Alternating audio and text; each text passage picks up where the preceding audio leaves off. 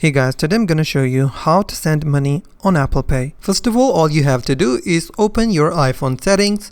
From here you have to swipe down and find the option called Wallet and Apple Pay. Click on it. From here you have to tap on Apple Pay Cash. Click on it. On the next page it will show you more options. From here you have to tap on Add Money. Click on it. Then you have to enter the amount of money that you want to add into your Apple Pay. And then click on Add on the top right corner. And then you have added the money into your Apple Pay. Now, how to send the money? All you have to do is open the Apple Wallet app on your phone. From here, you have to select the option called Send or Request. Click on it. From here, you have to search for the recipient name that you want to send the Apple Wallet money. After you're done, click on Next. And then you have to enter the amount of money that you want to send to your friend.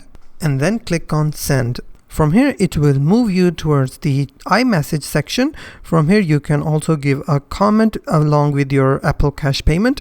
You can type it or you can just click on Send. And then your friend will receive, and either he can accept the money. Once he accepts the money or the amount will be added to your friend's Apple Cash. And that's how you can send money on Apple Pay.